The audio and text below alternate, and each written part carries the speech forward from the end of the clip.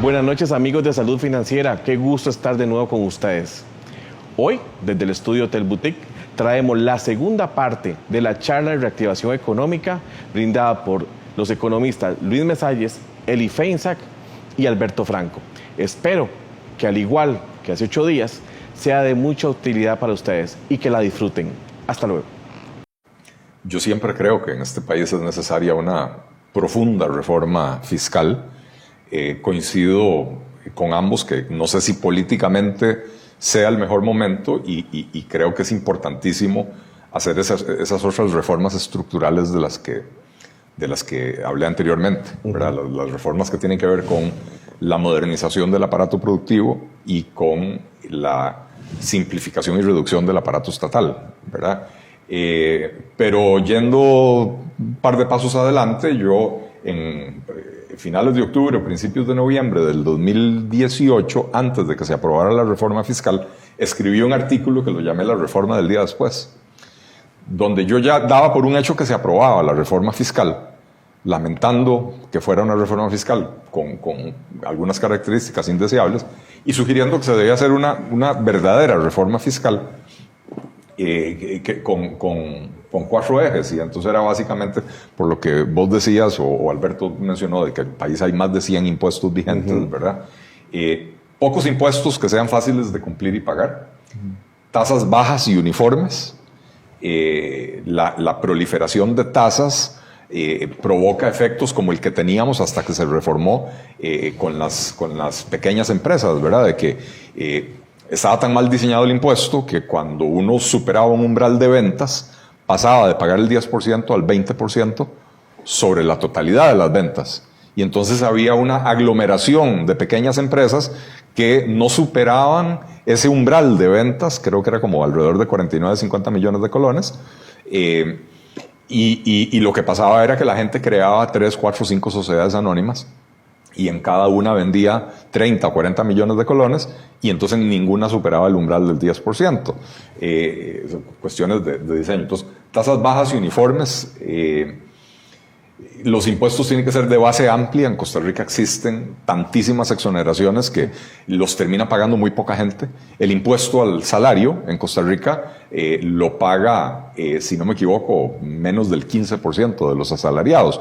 No se trata de poner a la gente con salario mínimo a pagar impuestos, pero tampoco podemos pretender que vivimos en un país donde el 87% de las personas son pobres y que por lo tanto no tienen que pagar impuestos, ¿verdad? Hay que repartir un poco mejor esa carga. Y por cierto, las grandes empresas contribuyen aproximadamente 2/3 partes de todo lo que se recauda en el país, ¿verdad? Entonces, directa e indirectamente, tanto en renta como lo que ellos retienen en ventas, ¿verdad? De manera que pretender que solo subiéndole los impuestos a 400 o 500 empresas en un país con un parque empresarial de más de 120,000 empresas no nos va a rendir los resultados que la gente cree que se obtendrían.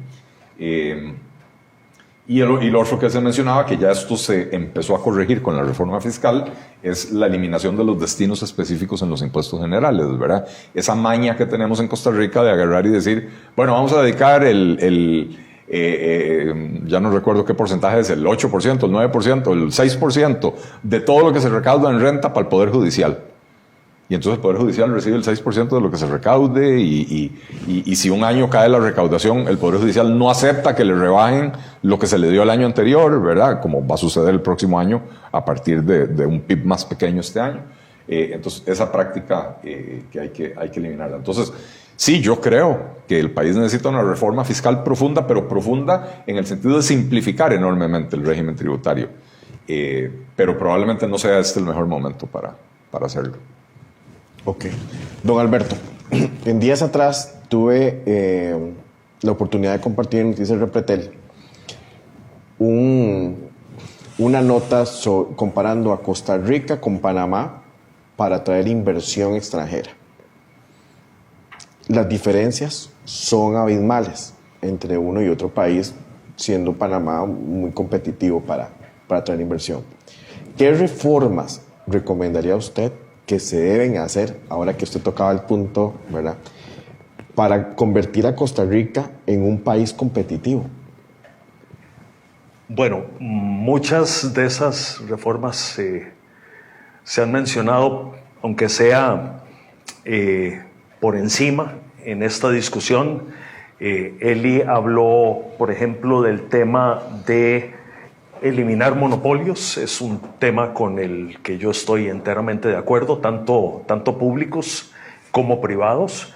Eli habló de limitar el crecimiento del Estado. Panamá tiene un Estado más pequeño, más estratégico, que opera con finanzas mucho más sostenibles que Costa Rica. Panamá puede conseguir en estos momentos extremadamente difíciles que atraviesa la economía mundial créditos en el mercado financiero internacional a tasas de interés no mucho más altas de lo que tiene que pagar el Tesoro de Estados Unidos. Digamos, estamos hablando de un punto y medio por encima de lo que tiene que pagar el Tesoro de Estados Unidos. Costa Rica tendría que pagar tal vez 7 puntos, algo así, 8 por encima. Se habló también del tema de la recomposición del gasto público, dándole un mayor peso, dándole una mayor importancia a el segmento olvidado históricamente por los diferentes gobiernos de Costa Rica, que es el que tiene que ver con inversión, con la inversión física.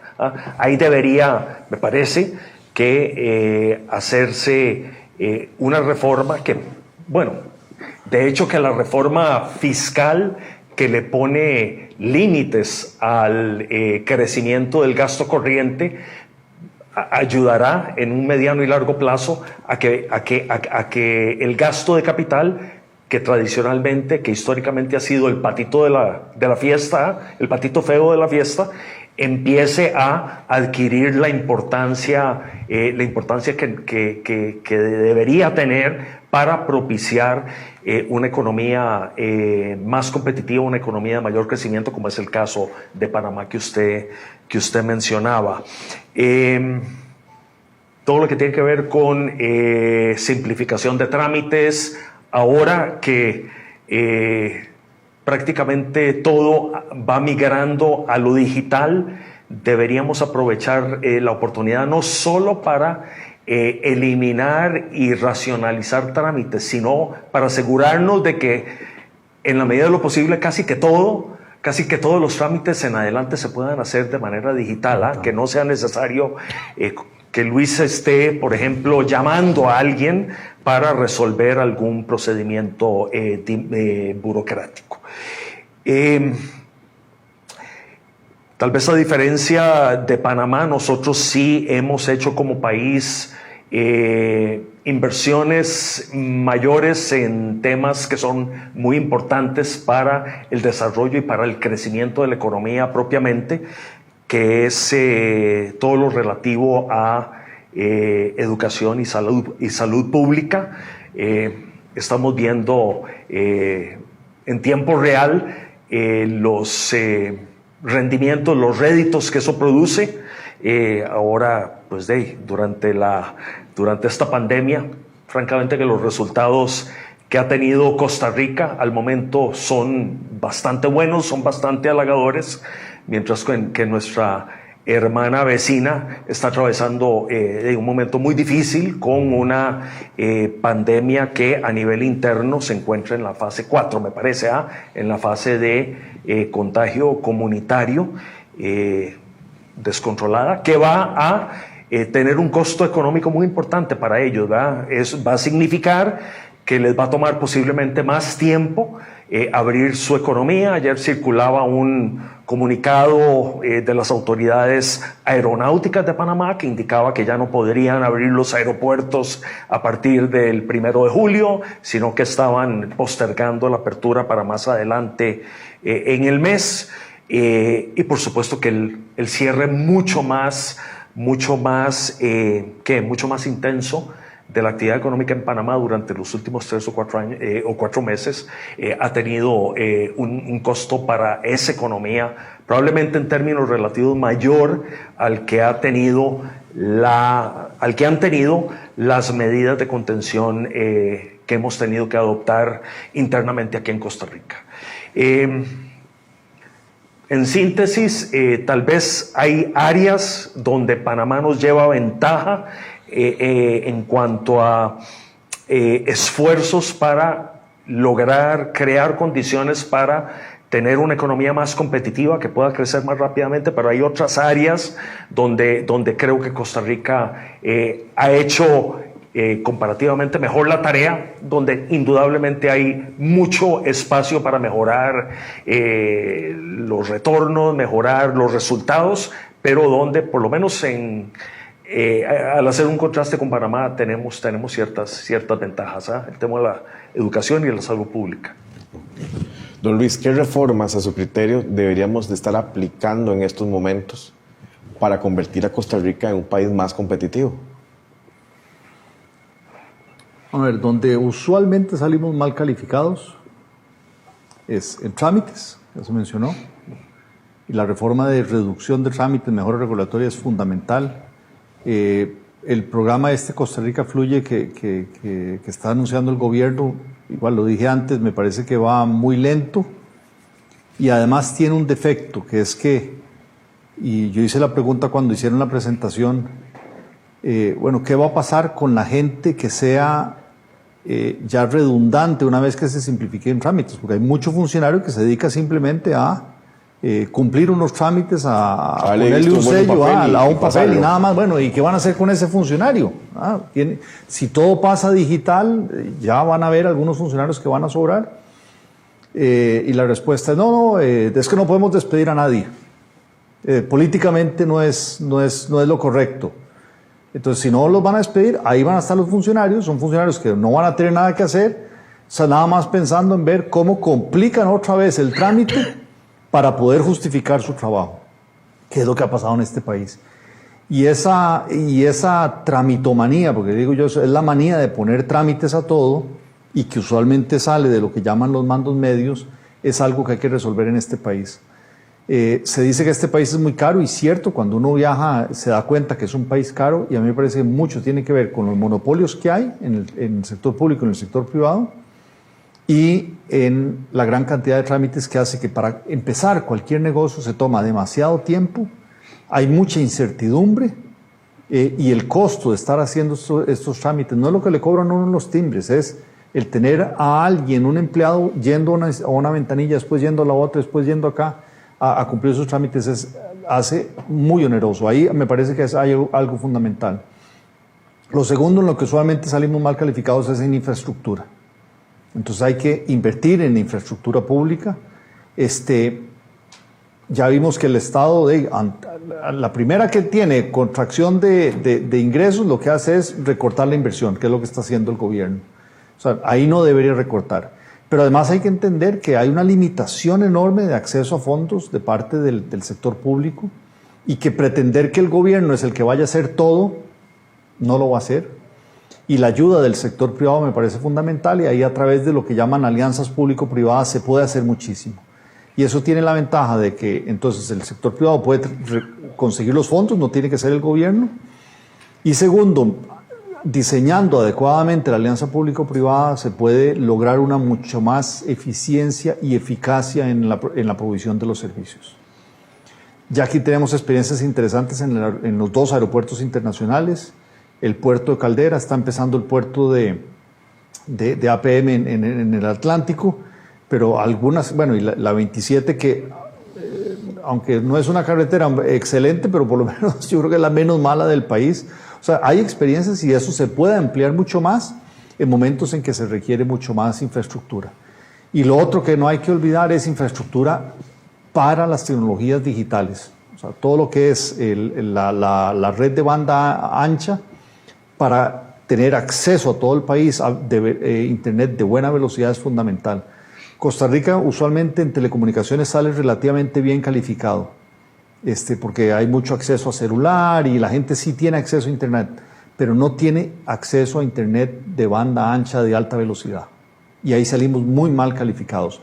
Y en la nueva economía que llaman, Ahí eso es fundamental. Entonces, yo creo que esos dos aspectos son fundamentales, además de los que mencionaba Alberto por ahí. Eli, en Panamá duró 3 días en constituir una sociedad anónima y tener los permisos para funcionar. Me comparo con Panamá porque es el país que tengo a la par y es el de mayor desarrollo económico de Centroamérica. ¿Qué tan difícil es en Costa Rica empezar a hacer eso que estamos hablando no hoy, sino hace años que necesitamos, ese tipo de reformas? Pues evidentemente se ha vuelto muy complicado. Y yo sí creo que Panamá es un buen ejemplo para nosotros. A pesar de esas diferencias que muy bien apuntaba Alberto, nosotros hemos hecho una mayor inversión en educación, una mayor inversión en sistemas de salud, lo cual nos da una enorme ventaja sobre Panamá que no hemos sabido aprovechar. En 1990, el PIB per cápita de Panamá y de Costa Rica era prácticamente igual. Hoy el PIB per cápita de un panameño es 45% superior al PIB per cápita de Costa Rica. Quiere decir que en los últimos 30 años los panameños hicieron algo muy bien que los ticos, con toda esa inversión en educación y en salud, no supimos hacer. Y mucho tiene que ver con esto, ¿verdad? Alberto usó un término que es clave, un gobierno estratégico. No solo es más pequeño, es un gobierno estratégico, es un gobierno que está para resolver los problemas de la sociedad panameña. Y que cuando dicen hay que hacer una carretera, la carretera se hace. Y cuando dicen hay que hacer un ferrocarril desde la frontera hasta Ciudad de Panamá, lo hacen, ¿verdad? Y aquí en Costa Rica nos dan las calendas griegas durante 40 años discutiendo y todavía no tenemos carretera San Ramón. Y la carretera San Ramón ya existe. Todo lo que teníamos que hacer era ampliarla, agregarle un par de carriles y ensanchar unos cuantos puentes, ¿verdad? Entonces, se ha vuelto muy difícil eso en Costa Rica porque nos hemos llenado de algo de lo que estaba hablando Luis, de una burocracia que cuando uno simplifica un trámite se queda sin qué hacer y dedica su tiempo a pensar cómo volver a instaurar trámites, regulaciones y obstáculos que justifique su existencia. Y por lo tanto se da el fenómeno que yo he llamado de la puerta giratoria. En el momento en que el presidente de la República firma un decreto eliminando regulaciones o simplificando regulaciones, por la puerta va dando la vuelta y así como sale ese decreto recién firmado, va entrando por el otro lado de la puerta giratoria una nueva propuesta de esa institución para reinstaurar las regulaciones que se acaban de eliminar o simplificar. Yo sí quisiera hacer una observación importante con respecto a esta comparación entre Costa Rica y Panamá. La diferencia en los resultados del combate a la pandemia entre Costa Rica y Panamá no reside en la inversión que ha hecho Costa Rica en los sistemas de salud. Dichosamente, nosotros en el peor momento no hemos llegado a tener 30 personas hospitalizadas. Y entonces la inversión hospitalaria que hemos hecho, que es muy importante, no se ha puesto a prueba y no queremos que se ponga a prueba. La diferencia está en las decisiones que se tomaron en cuanto a cómo manejar la pandemia. Panamá, cuando esta situación empezó, asumió la posición de negar que esto era importante. Lo quisieron tratar como una gripe común. Primero quisieron negar que existía el asunto. El primer caso que hubo en Costa Rica en realidad fue un doctor tico que fue a Panamá a recibir a su tía y se contagió en Panamá. Y Panamá no reconocía que en Panamá había el problema. Entonces, la diferencia reside en que Costa Rica se tomó muy seriamente el tema de la pandemia y empezó a tomar medidas muy temprano, pero no tiene nada que ver con la capacidad hospitalaria del país, ¿verdad? Entonces, esa diferencia en inversión, al final de cuentas, puede hacer que Panamá, por haber atendido mal la pandemia, llegue a tener, o tal vez ya está teniendo, saturación de los servicios hospitalarios. Pero no nos engañemos. La Caja Costarricense del Seguro Social, con toda esa enorme capacidad que tiene, ha cancelado centenares de miles de citas y cirugías. Y entonces tenemos a los hospitales con una enorme capacidad ociosa porque están sentados esperando a los pacientes del COVID que por dicha no están llegando. Pero por 30 o 25 pacientes que tenemos hospitalizados y 3 o 4 que tenemos en cuidados intensivos, no se justifica que a los costarricenses les estén cancelando y posponiendo las citas para el 2027, ¿verdad? Entonces creo que eso es muy importante. Y si me das tiempo, le agregaría a las medidas que ofreció Luis, que me parece que son muy importantes para mejorar la competitividad del país, un aspecto más. Y es el aspecto de los costos laborales del país, que es una reforma que hay que hacer de manera urgente y tiene 2 aristas o tiene 2 componentes. Uno es que la legislación laboral costarricense es anticuada. El Código Laboral es de 1943. Hoy en día, en la era del Internet y las tecnologías de información y de la automatización, ese Código Laboral no responde a las necesidades del mercado laboral y por lo tanto necesita ser modernizado. Se le han introducido algunos pequeños cambios, el tema de la educación dual, ahora temporalmente la suspensión de jornadas y eso, pero la mayoría de los cambios que se le han hecho más bien fueron negativos para el empleo, como la reforma procesal laboral, que elevó los costos de la contratación y sobre todo los costos del despido, haciendo que los empresarios ahora sean mucho más temerosos de contratar gente, ¿verdad? Y el otro es el tema de los costos de la seguridad social. El problema de costos de Costa Rica no es el nivel de los salarios. El nivel de los salarios en Costa Rica es comparativamente alto, pero se justifica en el nivel de sofisticación de la mano de obra costarricense. El verdadero problema está en estos costos asociados. Si yo contrato a un empleado con un salario de 500,000 colones, a mí como empresario, ese empleado me cuesta 750,000 colones, porque tengo que pagar la seguridad social, porque tengo que cumplir con toda una serie de regulaciones, aguinaldos, vacaciones, etcétera, que encarecen esa contratación. Y entonces, el tema de que la Caja Costarricense de Seguro Social se haya convertido en una caja de Pandora, donde el gasto no tiene límite ni control, y vemos el ejemplo con la decisión que tomaron a finales del año pasado de retomar la administración de los EBAIS de la zona este de San José, que estaban bajo administración de la Universidad UNIBE, asumen ellos la administración y ahora nos damos cuenta de que con un costo 50% superior, lo cual, si mal no recuerdo, representa algo así como 30,000 o 32,000 millones de colones de diferencia. Bueno, esa es plata que gasta la Caja Costarricense de Seguro Social y que la tiene que recuperar subiendo las cuotas, encareciendo la contratación, ¿verdad? Entonces, parte de esa dinamización de la economía tiene que pasar definitivamente por reformas en los aspectos laborales y de seguridad social relacionados con lo laboral. Don Alberto, ¿qué era más fácil? Decirle a la economía, hacemos un paro por el COVID, listo, todo el mundo para la casa, jornada reducida, muchas suspensiones de trabajo, y endeudarme para cubrir esos bonos proteger para toda la gente que se vea afectada, o decirle a la empresa, no, un momento,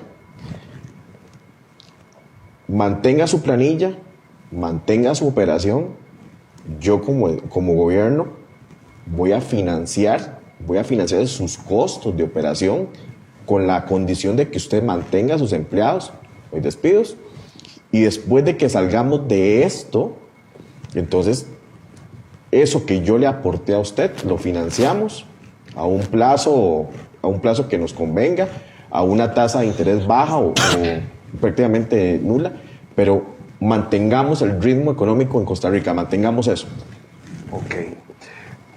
Yo creo que aquí es importante arrancar por un punto que mencionó Luis, y es que esta crisis nos agarra aquí en Costa Rica. Otros países tienen realidades muy diferentes en muchos casos. Esta crisis agarra a Costa Rica como cuando uno está en en la playa y está, ¿verdad?, metido ahí en el agua, pero está chingo, ¿verdad? Y la ola va para atrás y resulta que, ¿verdad? Entonces queda uno completamente expuesto, ¿verdad? Nos agarró la crisis con una situación fiscal muy comprometida, con un espacio fiscal prácticamente, o sea, muy, muy reducido, casi que nulo. Vea que estamos hablando, a diferencia del grueso del mundo, del planeta, no estamos hablando de recortar el gasto. ¿Ha escuchado usted, Jorge? ¿Han escuchado ustedes, colegas, de lo que están proponiendo en el resto del planeta? Están hablando de realizar inyecciones fiscales considerables, enormes, en muchos casos. Ok, pero ¿por qué ese contraste? Porque en muchos de los casos se tiene espacio fiscal. Costa Rica no tiene espacio fiscal. Costa Rica tiene una deuda enorme, una deuda que ya sobrepasó el 60% del Producto Interno Bruto en marzo. Costa Rica más bien tiene que ir al gimnasio y ponerse en régimen y bajar de peso, porque de lo contrario, ¿verdad? De lo contrario, la situación de la economía se torna insostenible, el Estado quiebra, ¿verdad? Se da el default. Entonces, esas alternativas que me estás mencionando, Jorge, simplemente desde el arranque no eran posibilidades para una economía que se encontraba ya en una situación fiscal extremadamente comprometida. El estímulo fiscal que ha hecho Costa Rica, la verdad que es extremadamente modesto. Mire, muy posiblemente la administración del PAC quisiera hacer un estímulo fiscal mucho más grande. Muy posiblemente una administración liberacionista hubiera querido hacer un estímulo fiscal mucho más ambicioso de lo que se está realizando en este momento. Bueno, hace 10 años don Oscar Arias, ante una crisis con características muy diferentes, con una crisis que se originó por factores muy distintos, como mencionaba Luis, tuvo margen fiscal para realizar un estímulo fiscal muy importante, el Plan Escudo, ¿verdad?, que consistía en un estímulo fiscal de un gran tamaño y lamentablemente de un alcance multianual. Continuamos pagando el Plan Escudo, ¿verdad? Continuamos pagando eso. Entonces, en síntesis, decirte, Jorge, que para Costa Rica, dada la situación financiera del Estado en la que estábamos al arranque de esta crisis, ninguna de esas alternativas que vos me mencionaste era posible. Alemania, muchos países europeos están haciendo mucho de lo que vos mencionás, están subsidiando a las empresas para que retengan a sus trabajadores, están dando ayudas a las personas que han perdido sus trabajos en montos considerables. Incluso el alcance de muchas de las medidas que han tomado ha sido demasiado amplio a mi criterio. Entiendo que incluso gente rica está recibiendo cheques en sus mailboxes que llaman en los Estados Unidos, gente que no necesita cheques firmados por Donald Trump. Pero digamos, lo pondría de esa manera. No era una alternativa para Costa Rica tomar acciones de estímulo fiscal, dada la estrechez con la que, en la que nos encontramos, que más bien nos lleva a acelerar el momento en que tenemos que pedirle socorro al Fondo Monetario Internacional. Si no hubiera venido esta crisis, posiblemente hubiéramos podido patear la bola hacia adelante un poquito más. Tal vez este gobierno hubiera logrado terminar su administración sin tener que recurrir a la ayuda del Fondo Monetario Internacional. Pero bueno, es la realidad que tenemos, muy distinta a la de países ricos, muy distinta a la de incluso varios países del mundo en desarrollo que sí han manejado sus finanzas públicas de una manera mucho más ordenada. Don Luis. Yo tal vez ahí secundar sobre esa pregunta. A ver, yo creo que sí. Bueno, primero decir que a pesar de que, sí, obviamente, comparado con los estímulos fiscales que han podido dar otros países, lo de acá parece pequeño, pero aún así, el bono proteger por 3 meses, si logran dárselo a los 942,000 personas que han aplicado, porque casi que no han rechazado a nadie, va a representar un 1% del PIB. El gobierno está pensando probablemente 3 meses más, porque con 3 meses no alcanzó, ya los 3 meses se terminaron. 2% del PIB, o sea que yo creo que no es despreciable tampoco, ¿verdad? Esos tamaños son 300, un 1% del PIB son 340,000 millones de colones. Entonces es bastante plata. Ahora, lo otro que hay ahí es, ¿se le da directamente a las personas o se le da a las empresas un subsidio para que las empresas retengan? En Europa han usado mucho ese esquema. Exactamente. Y el nivel de desempleo en Europa prácticamente no ha aumentado. En Estados Unidos es más, las empresas juéguensela como sea, las empresas despiden a la gente y después el gobierno les da el beneficio de desempleo, ¿verdad? A mí sí me parece que hay algunas políticas que se podrían haber hecho de ayuda a empresas amarradas a que retuvieran empleo. Pero, por ejemplo, se les dio el beneficio a las empresas de no pague el IVA y no pague los adelantos de renta, sino que hasta diciembre. ¿A cambio de qué? De nada. Entonces, muchas empresas que no lo necesitaban porque estaban con actividad normal, se beneficiaron de eso. En vez de haber dicho, no, a ver, si usted retiene empleados, lo tiene. Entonces, claro, ahora no le está entrando plata al gobierno y además las empresas se acogieron a suspensiones temporales de trabajo y el gobierno tiene que estar ayudándolos por otro lado. Y el otro tema que hay ahí es que sí, si bien eso se puede haber hecho, y al final aquí la informalidad es un 40%. Entonces, ¿cómo va usted, gobierno, cómo va el gobierno a ayudar a un 40% de las que son informales? De los 942,000 personas que han aplicado al bono proteger, hay 150,000 que son suspensiones de trabajo, hay 200,000 que son despedidos, digamos, hay 350,000, es como un poco más de una tercera parte, un 40%. El resto son trabajadores informales, 220,000, y trabajadores independientes, 360,000.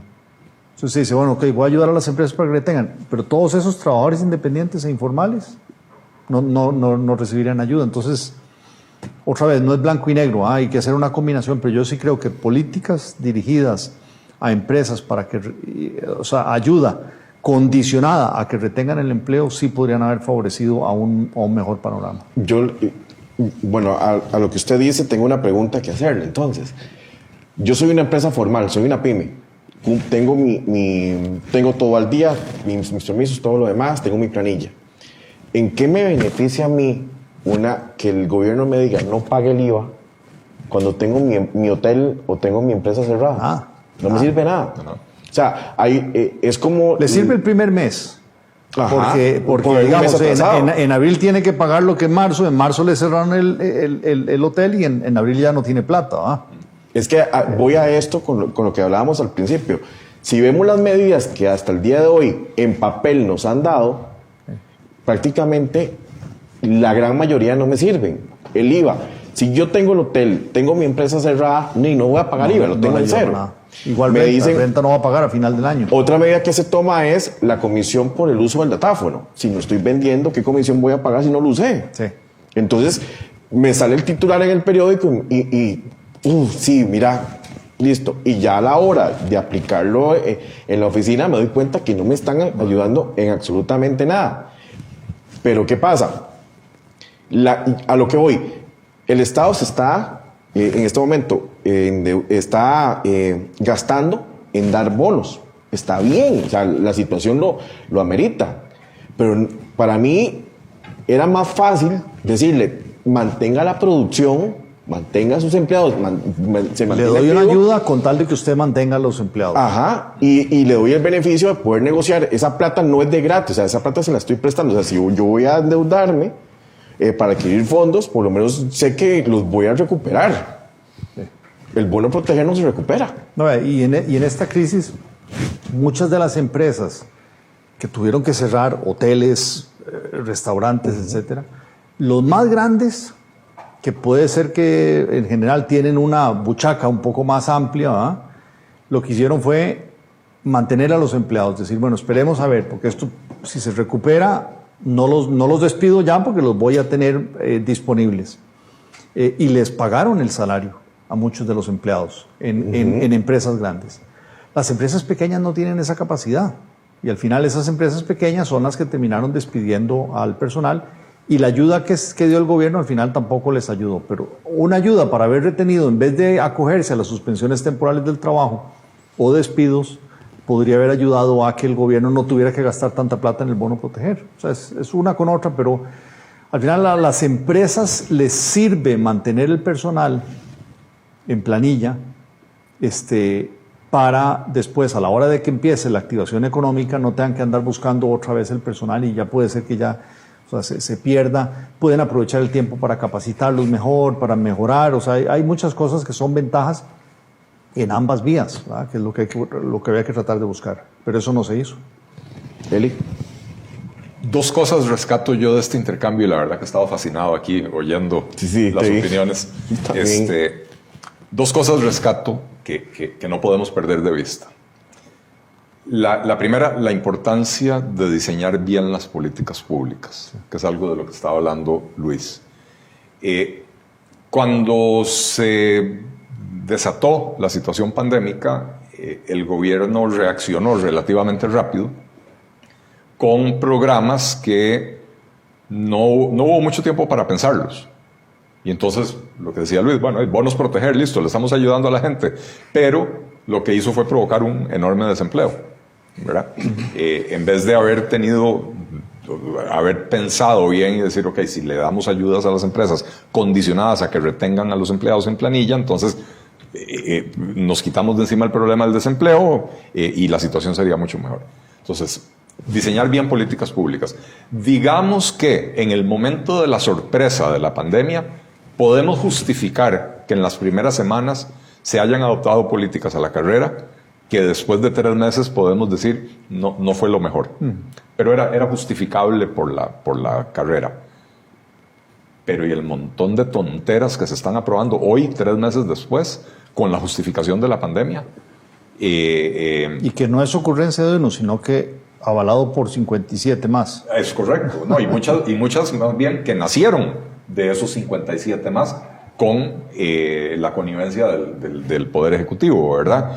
La exclusión de las municipalidades de la reforma fiscal, perdón, de la regla fiscal. La autorización al Banco Central de comprar títulos de Hacienda en el mercado secundario bajo la excusa de que era para fondear a los FCL, y los FCL no han necesitado ese fondeo, ¿verdad? Pero ahora ya el Banco Central tiene esa autorización.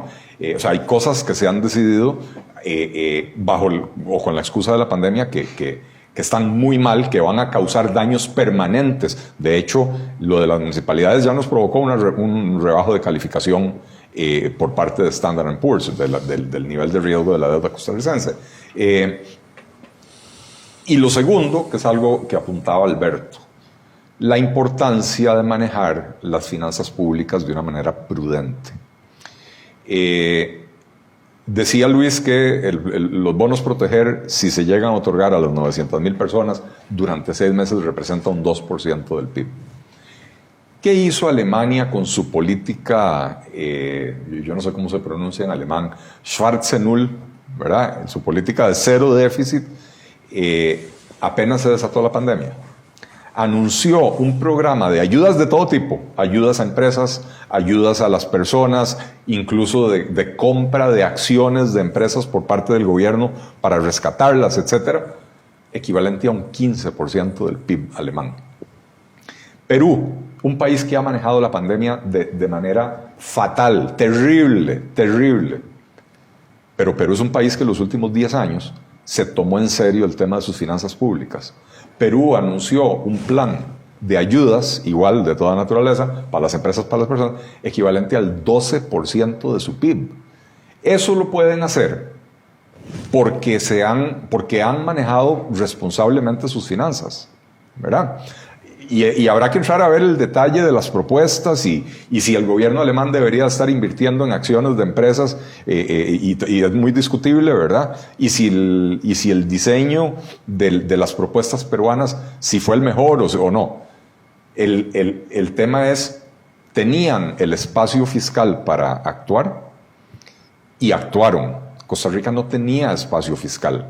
Costa Rica ahora anda viendo a ver si le saca 75.000 millones de colones al INS para poder pagar bonos proteger y viendo a ver si desfondea Fonatel, vestir un santo para desvestir otro, desfondear Fonatel para cubrir parte de estos bonos. Andamos viendo a ver de dónde sacamos la plata, porque Costa Rica en la buchaca lo que tiene es un cerro de papeles de deuda y no papeles de billetes impresos de dinero que estaba disponible, que hubiera estado disponible para tomar otro tipo de decisiones, ¿verdad?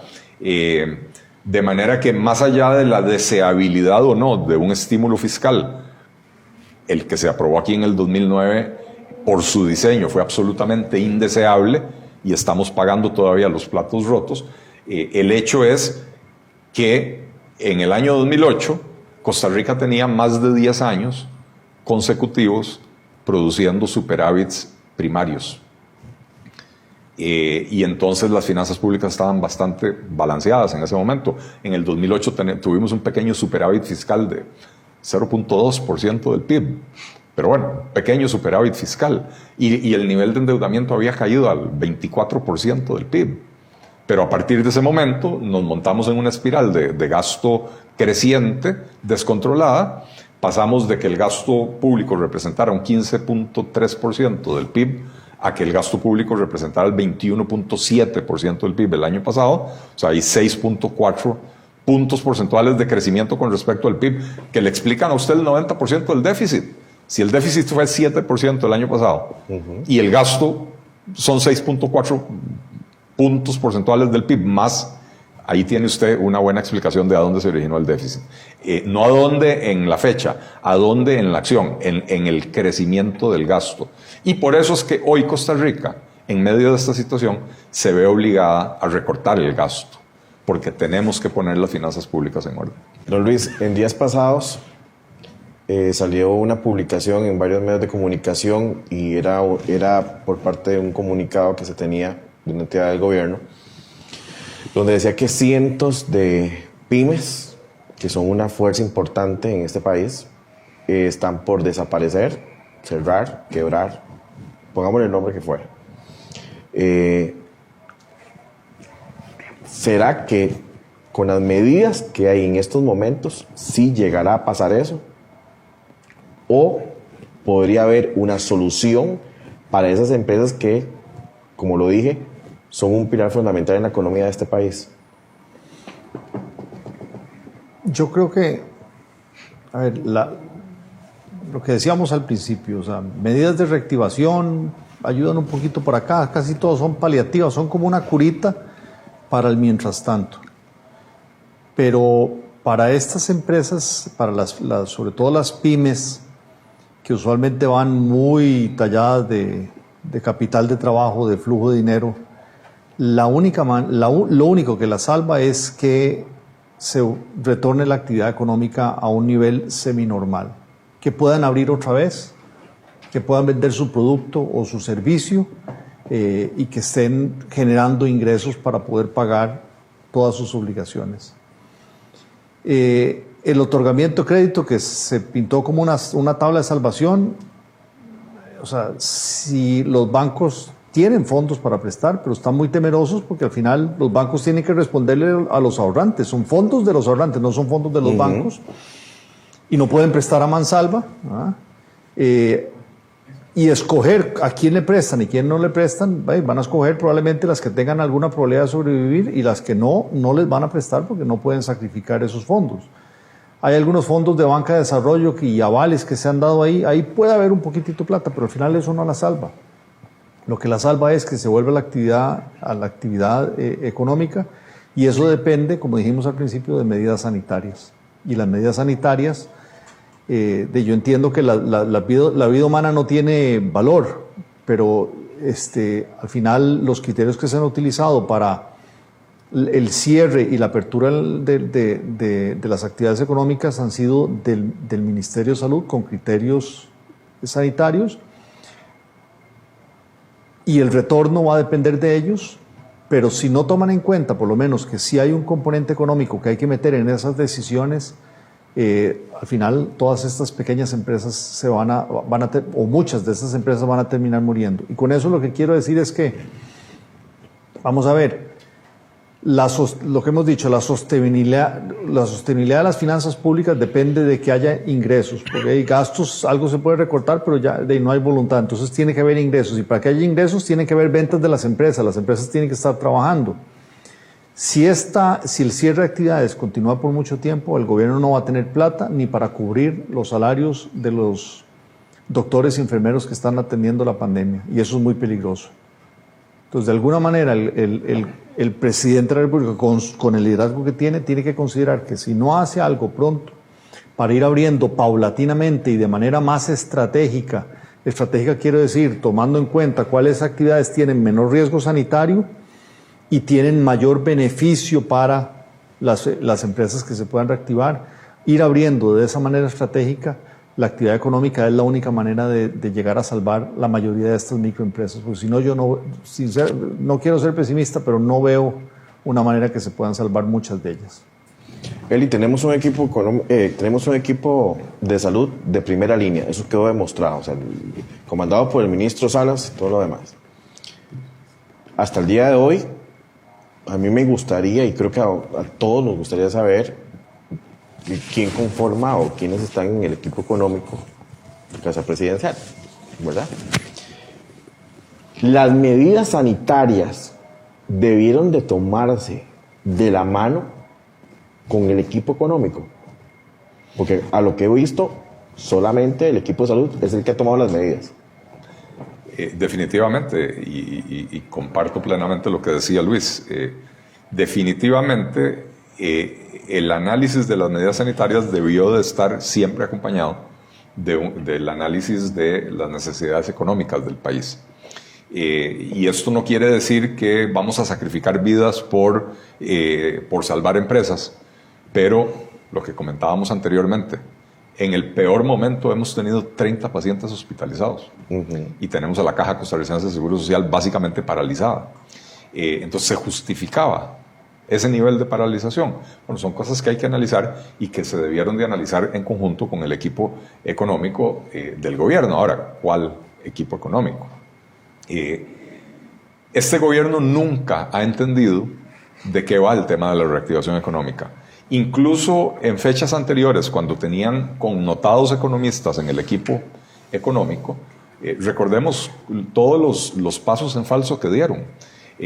Junio del 2018 lo declararon junio del 2019, el mes de la reactivación económica, y al final a lo que se redujo fue una cadena de una cadena de televisión del presidente donde anunció que más adelante iba a hacer otros anuncios, ¿verdad? Y ahora el gobierno tiene un equipo económico en el que no hay un solo economista. Y yo excluyo a don Rodrigo Cubero, que es un economista de primer nivel y de atestados incuestionables, porque el Banco Central es básicamente una institución autónoma. Es más que una institución autónoma. El Banco Central es, en teoría, independiente del gobierno. El presidente del Banco Central no es miembro del gabinete del gobierno. A mí me extraña mucho ver a veces al presidente del Banco Central poniéndose la camiseta de defensa del gobierno, cuando debería estar concentrado en su tema monetario, por supuesto, coordinando con las autoridades gubernamentales, pero la vocería del gobierno jamás debería estar en el presidente del Banco Central. Y entonces tenemos un ministerio de planificación dirigido por una politóloga que es la coordinadora del equipo económico y no es economista. Tenemos un ministerio de Hacienda dirigido por un abogado que, ojo, doña Rocío Aguilar era abogada también, es abogada también, pero doña Rocío desarrolló una carrera profesional que la habilitaba perfectamente para ser ministra de Hacienda. Don Elian Villegas es un magnífico profesional, yo no tengo ningún problema con sus atestados profesionales, simplemente no eran los adecuados para el Ministerio de Hacienda.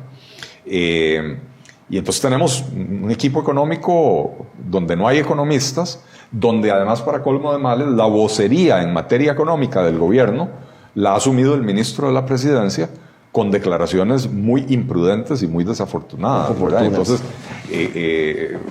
va a seguir prevaleciendo el criterio sanitario como tiene que ser, pero el criterio sanitario sin el equilibrio de las consideraciones económicas, porque no hay quien se las aporte. Tengo 5 minutos, ya nada más, se nos hizo pequeñísimo y quiero tomar en cuenta los tres para una conclusión. Empiezo con usted, don Alberto. Reactivación económica, ¿qué viene? Mire, para mí lo más importante, por lo menos en el corto plazo, para levantar la economía y para mejorar el panorama laboral en el país, va a ser o va a estar relacionado con las siguientes fases de apertura de la economía. Yo creo que perfectamente una proporción grande de los empleos que se han perdido, de los empleos que han visto reducidas sus horas, podría recuperarse conforme la economía vaya volviendo gradualmente a niveles de operación, a niveles de actividad más en línea con la normalidad que habíamos conocido antes de la crisis. Todo lo que toca a la agenda de reactivación económica que ha sido planteado por el gobierno, me parece que necesita un reforzamiento. El tema, por ejemplo, del turismo, ahí no tuvimos tiempo para discutir más ampliamente, simplemente lo mencionamos por encima. Me parece que necesita un abordaje muy estratégico y rápido, porque muchos países ya se están abriendo, ya están empezando a operar, ya hay vuelos internacionales y aquí, bueno, lamentablemente la ministra del ramo tuvo un quebranto de salud y yo quedo francamente con la impresión de que eso está como que en el aire en este momento sobre qué va a pasar, qué va a seguir, cuándo se van a abrir los aeropuertos, cuándo, a partir de cuándo va a empezar a regir algún grado de normalidad en el sector de turismo internacional, que como mencionaban algunos de los compañeros, o mencionaba algunos de los compañeros, tiene un peso enorme en la economía, ¿verdad? Entonces, vuelvo tal vez al primer punto, y es que mencioné en esta intervención, que la reapertura va a ser clave, que la reapertura de la economía va a ser clave para lo que viene, para la economía en lo que toca a la reactivación de la actividad económica y también la reactivación del empleo. Don Luis. A ver, yo creo que es claro que la reactivación depende muchísimo de la apertura de la disminución de las restricciones de movilidad y de comercio que ha interpuesto el gobierno desde el punto de vista de salud, y que esa reapertura debe ser una combinación entre factores sanitarios y factores económicos, y que ahí, a ver, la vida hay que tomar riesgos. O sea, yo creo que otra vez, nada es blanco y negro, hay como decir, ok, si abro la economía, entonces significa que estoy sacrificando vidas. No, al final hay que asumir algunos de los riesgos, pero tiene que ir abriéndose la economía para poder hacerse. Ahora, lo que me parece es que hay que ir interiorizando que esa apertura va a ser lenta y la recuperación que va a tener la economía a través de esa apertura es lo que decíamos el logo de Nike, una caída fuerte que tuvimos al principio y una recuperación muy lenta hacia adelante. Y entonces en esa recuperación hacia adelante, todos tenemos que entender que va a ser algo muy diferente a lo que estábamos acostumbrados durante el periodo de transición, y cuando lleguemos al final va a ser muy diferente, y que por lo tanto todos tenemos que tener mucha flexibilidad. El gobierno tiene que entender que tiene que ser mucho más flexible en lo que hace y no acostumbrarse, es que siempre lo he hecho así, es que siempre le he pagado el 100% de los salarios a los trabajadores, es que siempre, no, tiene que cambiar. las personas tienen que cambiar su accionar, las empresas tienen que cambiar el qué, cómo y para quién están vendiendo sus productos. Y en esa flexibilización, en buscar cómo hacemos las cosas ante el nuevo normal, es como vamos a salir fortalecidos de esta crisis que nos ha venido. Y así es como reactivamos la economía. Eli. Yo quisiera aprovechar esta conclusión para hacer un llamado al gobierno a que incremente la transparencia en la comunicación. Cuando uno entra a la escuela, a uno le dan un calendario para toda la semana. Uno sabe que el lunes a las 7 de la mañana tiene clase de español, a las 7:45 segundo periodo continúa la clase de español, a las 8:40 matemática, etc. Y uno tiene el panorama claro de lunes a viernes que tiene. Entonces uno sabe cómo programar, cuándo hago esta tarea, cuándo estudio para aquel examen, etc. El gobierno viene anunciando medidas de apertura a cuentagotas y no le permite a las empresas hacer una planificación adecuada. Este es el momento en el que el gobierno, en vez de anunciar un objetivo de reapertura de aeropuertos para una fecha que tendrá que definir el gobierno, no la podemos definir nosotros, ha anunciado varias fechas y pocos días antes anuncia la posposición de esa fecha. ¿Cómo hacen las aerolíneas para empezar a planificar el retorno a Costa Rica? ¿Cómo hacen los hoteles para empezar a planificar sus ofertas, sus ganchos publicitarios para poder atraer a la gente si no tienen una claridad en el tiempo de cómo se van a ir dando las cosas? En España, manejo pésimo de la pandemia y un gobierno muy de izquierdas que ha hecho un manejo pésimo también de la economía, pero cuando tomaron la decisión de empezar a reabrir la economía, publicaron un plan de varios meses, donde fueron diciendo, la primera semana se va a permitir esto, 15 días después se va a incrementar tal otra cosa, y la gente tiene claridad de en qué orden se van abriendo las cosas y se puede empezar a planificar. Si no existe eso, es muy difícil reactivar la economía y es muy difícil para las empresas mantenerse a flote con todo lo demás que hemos comentado aquí, ¿verdad? El financiamiento no les está llegando de manera correcta, se están comiendo el capital de trabajo, y si no saben si el panorama es puedo abrir dentro de un mes o puedo abrir dentro de 6 meses, muchas de esas empresas van a tener que cerrar definitivamente porque se les acabó el capital de trabajo. De manera que mayor transparencia, trátennos. Es que iba a decir trátennos como adultos, pero no. Empecé con un ejemplo de a los niños de primaria se les da claridad de su cronograma. Bueno, el país necesita una claridad en ese cronograma de apertura también. A ustedes, de verdad, gracias por acompañarme el día de hoy. De verdad, lo aprecio mucho. La intención de traerlo fue porque considero, y creo que muchísimos costarricenses creen lo mismo, son ustedes de las mentes más brillantes que hay en este país. Su carrera profesional así lo dice, y creo que ustedes deberían de estar tomando decisiones en este momento y no estar sentados conmigo ahorita dando una ruta para una reactivación económica. De verdad, gracias por acompañarme a ustedes. Muchas gracias. Amigos de Salud Financiera, gracias por estar de nuevo con nosotros.